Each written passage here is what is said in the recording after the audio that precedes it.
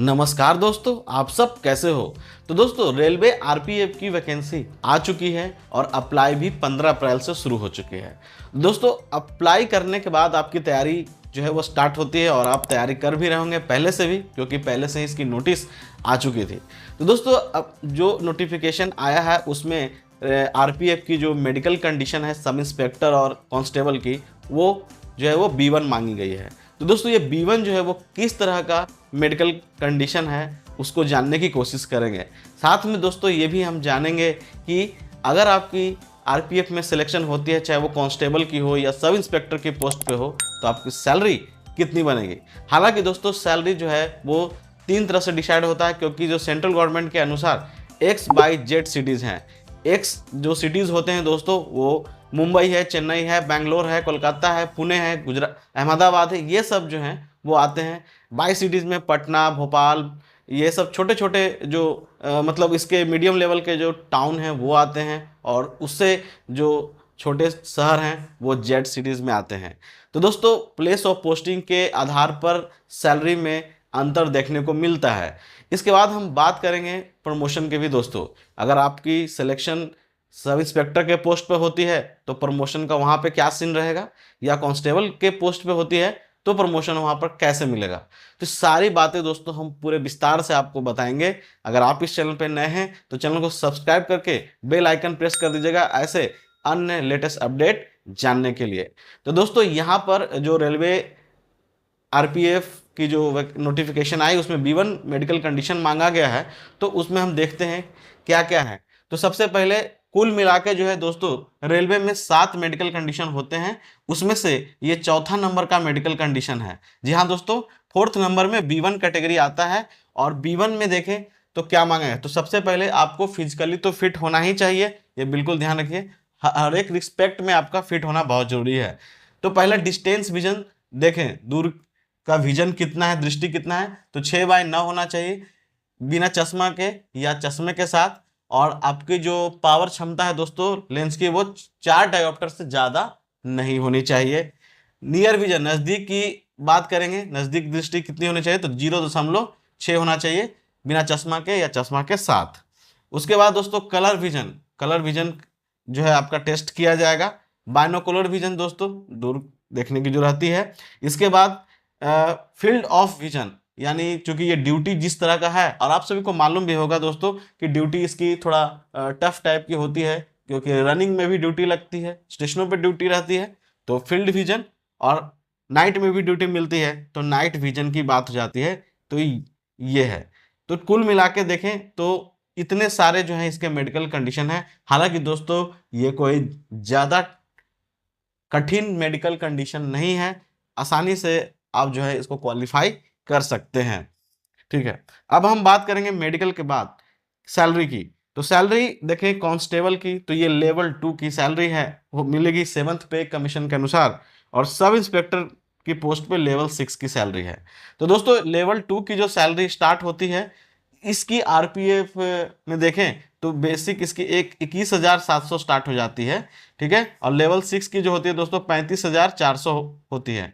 ठीक है, तो ये अगर इसकी सैलरी देखें कांस्टेबल की, तो कांस्टेबल में आपको प्लेस ऑफ पोस्टिंग किस तरह से है, तो HRA, transport allowance, dearness allowance सब मिला करके अभी अगर हम बात करें तो जो महंगाई भत्ता है दोस्तों वो 50% है। केंद्र सरकार ने 50% महंगाई भत्ता बढ़ाया है।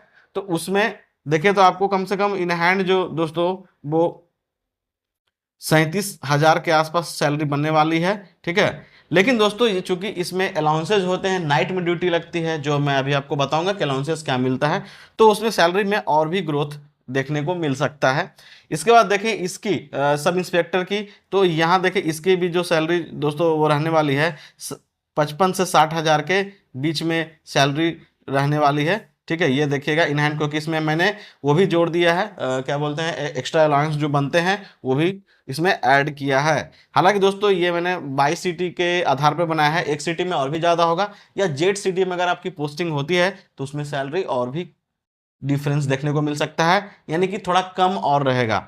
ये तो सैलरी इसके हिसाब से, चूंकि अभी अलाउंसेस कितने बनते हैं तो सैलरी में इधर उधर होना तो बिल्कुल है। बात करेंगे अलाउंसेस की दोस्तों, तो अलाउंसेस में आपको ट्रांसपोर्ट अलाउंस और हाउस रेंट अलाउंस तो मिलता है सैलरी के साथ ही।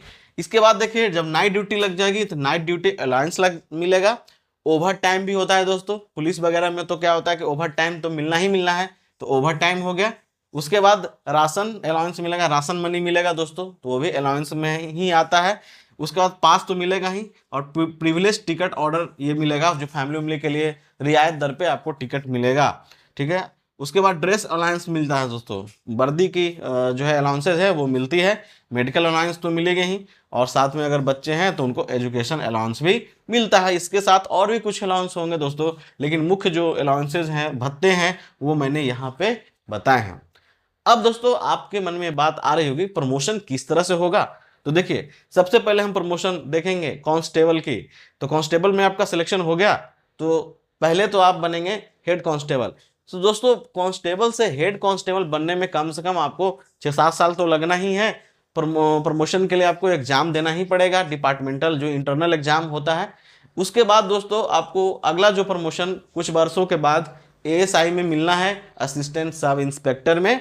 इसके बाद उसके देखें तो सब इंस्पेक्टर में आपका प्रमोशन हो जाएगा, और सब इंस्पेक्टर के बाद इंस्पेक्टर में हो जाएगा। यानी दोस्तों इसमें जो प्रमोशन की जो स्थिति है स्लो रहेगी, यानी इतनी नहीं कि ये फास्ट बहुत ज़्यादा प्रमोशन है। पुलिस में देखा जाता है कि प्रमोशन स्लो है, चाहे आप देखिए आर्म फोर्सेज में भी देखिए प्रमोशन जो है वो स्लो होता है नीचे के, खास करके कैडरों में। बात करेंगे सब इंस्पेक्टर की। सब इंस्पेक्टर में जब आपकी पोस्ट मतलब सिलेक्शन होती है तो पहले आप इंस्पेक्टर बन गए। अब इंस्पेक्टर बनने में दोस्तों कम से कम यहाँ पर भी 7 से 8 साल लगने वाला है, ये बिल्कुल ध्यान में रखिए, क्योंकि इतना टाइम लगेगा। उसके इंस्पेक्टर के बाद कुछ वर्षों में देखेंगे आप सर्किल इंस्पेक्टर बनेंगे, ठीक है। किसी भी क्षेत्र का जो है सर्किल इंस्पेक्टर होता है, मतलब रेलवे जो में कैटेगराइज किया गया है, तो सर्किल इंस्पेक्टर बन जाएंगे। उसके बाद जो अगला प्रमोशन होगा दोस्तों वो जोनल इंस्पेक्टर में हो जाएगा, ठीक है। विशेष रेलवे जोन जो होता है वहां पर आपको जोनल इंस्पेक्टर के पोस्ट पे प्रमोशन दिया जाएगा, ठीक है। और फाइनली दोस्तों जो प्रमोशन हो जाएगा वो डिप्टी सुपरिटेंडेंट ऑफ पुलिस यानी डीएसपी के पोस्ट पे प्रमोशन होगा। लेकिन दोस्तों डीएसपी पे पहुंचने के लिए आपका अगर सिलेक्शन कम एज में हुआ है, जैसे कि रेलवे में जो एज क्राइटेरिया मांगी गई है, तो आपका एज बहुत ही कम है और आपका सिलेक्शन हो जाता है, तो हो सकता है कि आप डीएसपी के पोस्ट पे प्रमोशन लेके पहुंच जाएंगे। लेकिन ऐसे दोस्तों जोनल इंस्पेक्टर ही हो जाएगी लास्ट, ठीक है। तो ये प्रमोशन का सीन है। प्रमोशन में जो है वो देरी तो होगी, लेकिन दोस्तों आपको एक ग्रोथ तो मिलेगा, और जैसे जैसे आपका प्रमोशन होगा सैलरी में भी इजाफा देखने को मिलेगा, ठीक है। तो इस तरह से सारी बातें दोस्तों जो है आपको मैंने समझा दी है। फिर भी अगर आपके मन में कुछ भी इससे रिलेटेड क्वेरीज है तो आप मुझे कमेंट कर सकते हैं।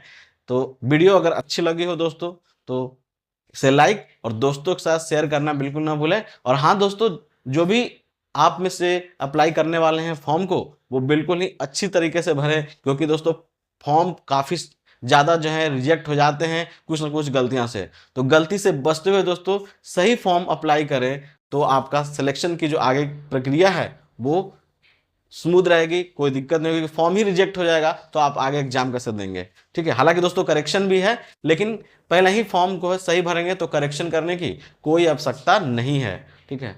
तो दोस्तों मिलते हैं नेक्स्ट अपडेट में ऐसे ही किसी अन्य वीडियो के साथ। तो तब तक के लिए जय हिंद।